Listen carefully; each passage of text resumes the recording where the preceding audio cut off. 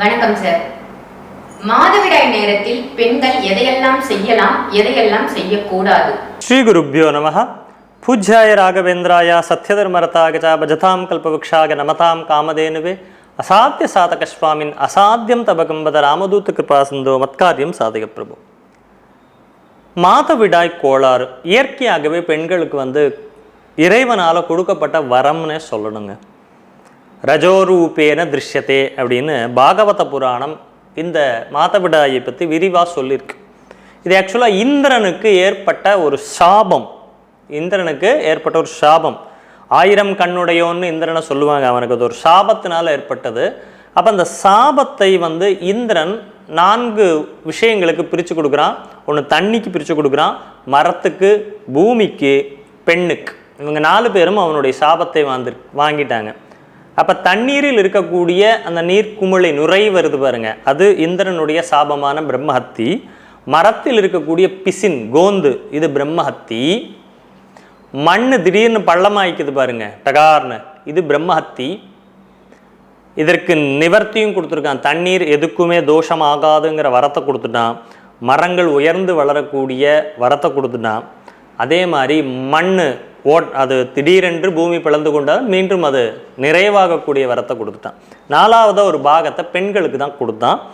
அந்த பெண்களுக்கு இந்த மென்சஸ்ங்கிற மாதவிடாய்ங்கிறது ஒரு வரம். அந்த மென்சஸ் இல்லைன்னா குழந்தை பாக்கியமே கிடையாது, சினை முட்டையை உருவாகாது இல்லையா? அப்போ அந்த சினை முட்டை உருவாகுது, குழந்தை பெரும் பாக்கியங்கிற வரத்தை கொடுத்தான். மென்சஸ் அப்படிங்கிற இந்த மாதவிடாய்ங்கிறது அவனுடைய தோஷம். அந்த இந்திரனுக்கு ஏற்பட்ட சாபத்தை இவர்கள் வாங்கி கொண்டார்கள். அதனால தான் தீட்டு அப்படின்னு சொன்னோம். தூரமாக இரு, தூரமாயிட்டாங்க அப்படின்னு சொல்லுவாங்க. வீட்டுக்கு இல்லை அப்படின்னு சொல்லுவாங்க. வார்த்தை கரெக்டாக இருக்கு இல்லையா? வீட்டுக்கு இல்லைன்னா வீட்டுக்குள்ளே இல்லை, நான் வீட்டில் இருக்கக்கூடிய எந்த விஷயத்திலும் தொடர்பு இல்லாமல் இருக்கேன். தூரமாக இருக்கேன்னா தூரமாக இருக்கேன். ஆக்சுவலாக பெண்களுக்கு கொடுக்கப்பட்ட அவங்களுக்கு அந்த டைமில் ஏற்படக்கூடிய உடல் ரீதியான உபாதைகளும் கண்டிப்பாக அதிகமாக தான் இருக்கும். ஸோ இது ரெஸ்ட்டு. அதனால தான் ரஜோ அப்படின்னா கன்னடத்தில் லீவுன்னு அர்த்தம், விடுமுறைன்னு அர்த்தம். அப்போ அவங்க ரெஸ்ட் எடுக்க வேண்டிய ஒரு நாள். ஸோ அதனால் என்ன வந்துட்டு போகுது அப்படிங்கிற கேள்விகள் நமக்கு இன்றைக்கி காலகட்டத்தில் இருக்குனாலும் நீங்கள் அதனுடைய அந்த நேரத்தில் உங்கள்கிட்ட இருக்கக்கூடிய அதிர்வலைகளில் மாற்றம் இருக்கும். உடல் ரீதியான ஒரு நெகட்டிவ்னஸ் அதிகமாக இருக்கக்கூடிய காலம். அதனால தான் அதிகம் எந்த வேலைகளும் செய்யாமல் ரெஸ்ட் எடுங்கன்னு உங்களுக்கு ஒசத்தி தான் வச்சுருக்கோம்லே தாழ்த்தில். அப்போது இந்த காலகட்டங்களில் என்னென்னலாம் பண்ணக்கூடாதுங்கிறது தான் கேள்வி. தீபம் ஏற்றுவது, விளக்கேற்றுறது கூடாது.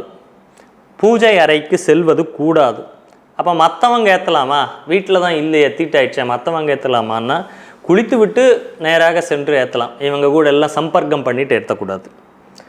அரிசி முழுசாக இருக்கக்கூடிய மூட்டையெல்லாம் தொடக்கூடாது. உப்பு இந்த ஜாடிகளிலெல்லாம் நிரப்பி வச்சுருக்காங்க இல்லையா?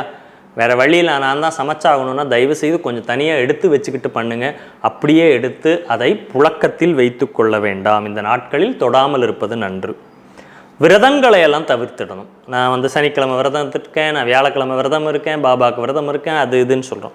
கடவுள் வேண்டான்னு சொல்லிடுமான்னா அது வேண்டான்னு ஏதோ காரணத்திற்காக சொன்னதை போய் நம்ம சம்பிரதாயங்கள் சொன்னதை போய் ரொம்ப நோண்ட வேண்டாமே. காரணங்கள் கண்டிப்பாக 100% அறிவியல் பூர்வமான காரணங்களே. இன்னொரு முறை நமக்கு வாய்ப்பு கிடைக்கிறப்ப அதை நம்ம சொல்லுவோம். இதையெல்லாம் தவிர்க்கணும். விரதங்களை தவிர்க்கணும்.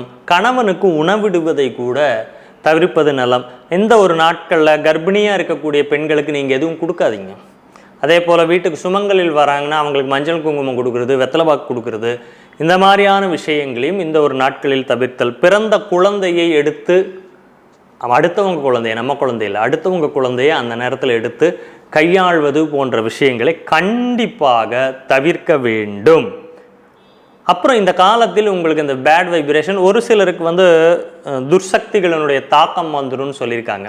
இப்போ அதுக்கு என்ன பண்ணணும், எந்த விதமான நெகட்டிவ் ஃபோர்ஸும் என்ன இது பண்ணாமல் இருக்கணுங்கிறதுக்கு. ஏன்னா இந்த பெண்களினுடைய மாதவிடாய் காலத்தில் அவர்கள் இன்னைக்கு துணி இல்லை, ஒரு காலத்தில் துணி, அதை வைத்து தீய காரியங்களை செய்வதற்கு மாந்திரீகத்துக்கெல்லாம் பயன்படுத்திகிட்டு இருந்தாங்கங்கிற கதைகள் எல்லாம் கேட்டிருக்கோம். அது உண்மையும் கூட.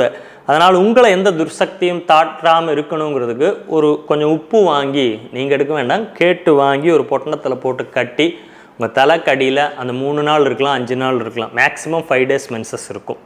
அப்போ அந்த 5 நாட்களும் உங்கள் தலகாணிக்கடியில் அந்த உப்பை வச்சு தூங்கிக்கங்க. 5 நாளும் அந்த உப்பையே மாற்ற வேண்டியதில்லை. பயன்படுத்திட்டு 5ஆவது நாள் அது தண்ணீரில் கரைச்சி விட்டுடுங்க. உங்களுக்கு வரக்கூடிய எதிர்மறையான சக்திகளை கூட இது கடத்திவிடும். இது நீங்கள் மாதவிடாய் காலத்தில் பெண்கள் கண்டிப்பாக கடைபிடிக்க வேண்டிய விஷயங்களில் ஒன்று. ரொம்ப அருமையான தகவல் கொடுத்தீங்க. மாதவிடாய் காலத்தில் துர்சக்திகள் அண்டாமல் இருக்க என்ன செய்யணும்னு சொல்லியிருக்கீங்க.